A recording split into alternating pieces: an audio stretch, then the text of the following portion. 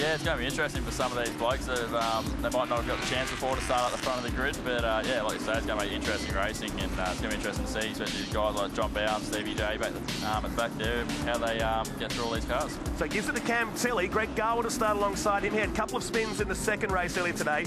The young teenager, his son Adam Garwood, will start on the second row. Then we look back towards the back of the field here. Jim Richardson, Glenn Seaton starting on the 8th row, 15 and 16, down to Gomersall and that beautiful, that stone-prepared A9X two-door hatchback Tirana.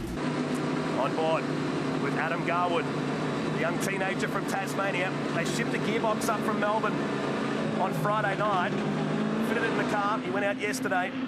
He's got his dad on the front row in that sky blue Ford alongside Cam Tilley in the Pacer, car number 60. Show it from the main straight. We'll show it from Garwood and Tony Karafalowski, who starts out of position number 5. It's 12 laps, and the Rose City Trophy is green here at Winton Motor Raceway. And at Garwood, Adam's doing exactly what he did in race number 2 today. He's putting the car on the dirty line. It's a carbon copy of what we saw. And Cam Tilley just scatters the gravel and dust into the sky, but Greg Garwood will take the lead, and now Adam Garwood will go up to second place. Mark King pushing his way through. That's Leo Tobin on the left-hand side. So Mark King of King Springs fame on the charge here early on, but we're watching the back of the field too to see where the likes of Bowe and Johnson are. They've made up a few positions already. Yeah, they're doing a great job there at the moment, so it'd be interesting to see how they go. They've got 12 laps to do it. And yeah, it'd be interesting to see how these blokes at the front, whether they press on and break away or whether they come back to the guys later on in the race. Oh, Mark King with the elbows up today, down the inside of Andrew Fisher, who damaged the left front of the Jesus Racing Falcon in race number 2 today. Luckily, they've had a fair bit of time between their races to fix any damage they have had across the field. There's Bruce Williams out there in that beautifully prepared Les Small Tirana on the exit of turn number 9. Seaton puts some moves on Sven Burkhardt, and that changes him up to 11th position, and Garwood has gone off here. So Garwood, our race leader, has dropped a couple of positions and now puts his young son Adam to the front. Wild old start, you picked this. Yeah, that's right. These blokes are not scared to have a crack, and it's one of those things. These cars probably don't take knocks like the cars these days. So yeah, I'm sure if I was driving one of those things, you'd have to be pretty cautious. Absolutely, and the cost, these cars are very, very expensive indeed, and classic cars as Bruce Williams goes down the inside of Wayne Mercer. So he moves up a position. Rusty French goes down a spot in all of this, and Glenn Seaton slicing his way through the field here. The Thunder Road Racing Australia entry. He's been busy this weekend doing double duties in the Toyota 86 Series, much like Stephen Johnson. I guess with the dust being kicked up this time of the day and that sun setting just makes the vision even worse. Yeah, that's right. It's only going to get more and more difficult for him, and just after coming off the supercar race, the track's probably going to be quite dirty already. And yeah, with these blokes, the amount of dust that's being flicked up at the moment, I'm sure it's going to make it pretty interesting. A fair bit of rubber that's been laid down during that 67-lap race, but these guys run a different compound of tyres. So who's your control tyre that this class has run for many, many years? It's Johnson, up to 13th. He's got Abel Eager ahead. There's Sven Burkhardt, so these are the guys in the middle of the pack. Where's John Bowe? He's up in 11th now with Glenn Seaton. There's Garwood, so Greg Garwood locked the front left going through. Fairly easy to do down there. Yeah, that's right. It's one of those places here. The braking zone's actually quite short, so you're not trying to wash off a lot of speed quite quickly. And with the extra grip on the circuit, it makes it actually quite difficult to judge how much brake pressure you need. And especially when it's going to the end of the day here, it's cooling down, and yeah, the tyres are probably going to take a little bit longer than what these guys are used to.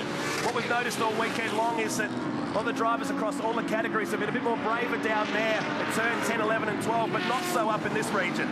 Yeah, that's right. It's a bit difficult turn 1 and 2. Just came up the last corner. It's actually quite open now. It's quite easy to just get a good run and break away from the car behind you. So, but yeah, it's one of those things that's actually, with the track surface all being new, actually gives you confidence to put the car down the inside and actually have a good crack at it there. Lap 3 of 12. We're watching Mark King, Leo Tobin and Bruce Williams on debut. He hasn't raced for a long, long time and partnered up with Les Small, who built this car. Immaculately presented number 5. In fact, Les, he puts the wheels up on the curb down there, now puts it down the inside of Leo Tobin. That's a nice move. He's on the wrong side of cool here. Yeah, it's the old classic move here. The the bloke on the inside will try and come back there. So, yeah, it's one of those things that's just going to keep going on probably until we get to turn 10 now. Oh, Leo hung in there, and Glenn Seaton just waiting.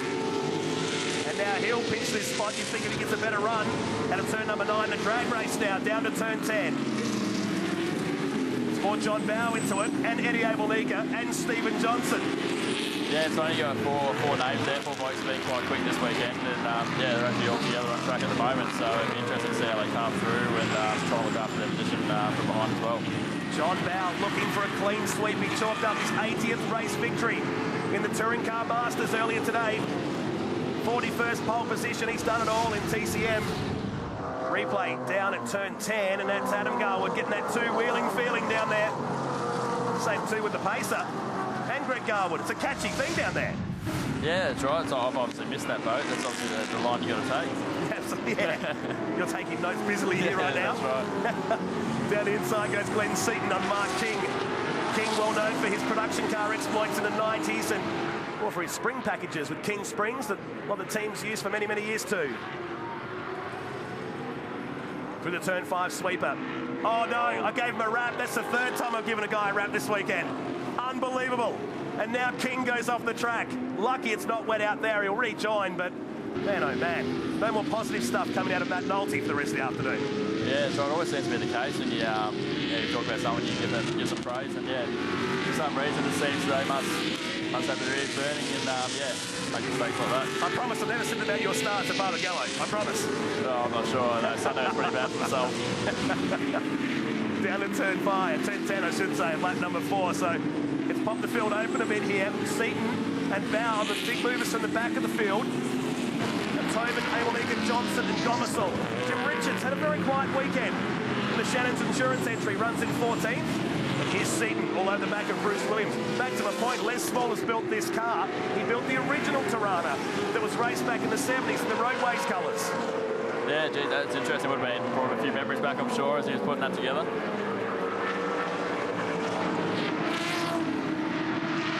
Great to have some of these iconic names still in the sport. I really love the fact that Glenn Seaton's found a really good home here in Touring Car Masters. Here's the replay of Mark King. And just a weird one, but easy to do. If you get off the line, it's very narrow, isn't it, down there? Yeah, it'll be quite dirty there at the sweeper, especially after that big race in the supercars there. There's going to be a lot of stuff offline, and it's not hard to do if you go a foot to the right and not be on that curb on the way in. Yeah, you usually find yourself out there. Looks like a fun corner. Yeah, it's not that bad. It's probably taken a little bit away with this resurface. You used to have a big bump on in the middle of the corner there, just as you're coming back for the second left-hand part of it. But yeah, it's not too bad. There's a lot of grip there, so it makes it quite interesting.